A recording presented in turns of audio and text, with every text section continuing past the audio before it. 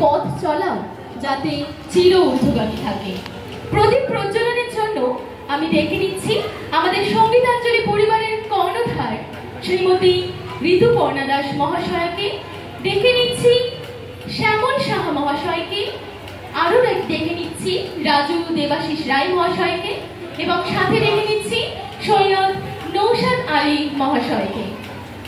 আমাদের সম্মানীয় মাননীয় সকলের উপস্থিতিতে প্রদীপ প্রজ্বলনের মাধ্যমে আজকে সঙ্গীতাঞ্জলি পরিবারের সঙ্গীত সন্ধ্যা শুভ উদ্বোধন আমরা করে নেব এবং এত সুন্দর একটি সন্ধ্যার আমরা সকলে মিলে সাক্ষী থাকবো।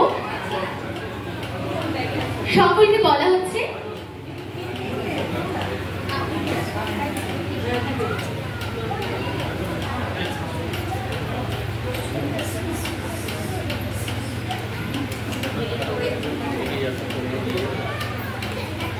আমাদের সম্মানীয় ব্যক্তিবর্গ প্রদীপ প্রজ্বলনের মাধ্যমে আজকের সঙ্গীতাঞ্জলির সুন্দর সঙ্গীত সন্ধ্যার শুভ উদ্বোধন করছে।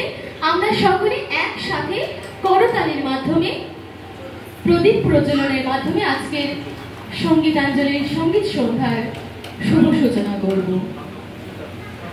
সকলে মিলে আমরা একসাথে করতালি দেব। আমার দৃঢ় বিশ্বাস প্রদীপে এই ঊর্ধ্বগামী শিখার মতোই চির ঊর্ধ্বগামী থাকবে আমাদের সঙ্গীতাঞ্জলি পরিবারের পথ চলা এবং দীর্ঘায়িত হোক আমাদের সঙ্গীতাঞ্জলি পরিবার, একে একে আরো পল্লব ধরুক আমাদের এই পরিবারে। চলুন আমাদের প্রদীপ প্রজ্বলন পর্বের পর আমরা আমাদের সাংস্কৃতিক পর্বে প্রবেশ করি। সাংস্কৃতিক পর্বে প্রথমে আমরা শুনে নেব একটি সমবেত সঙ্গীত এবং এই সমবেত সঙ্গীতের জন্য আমি মঞ্চে ডেকে নিচ্ছি শ্রীপর্ণা, অভিপ্সা, ঋত্বিকা এবং সমাজবিদাকে।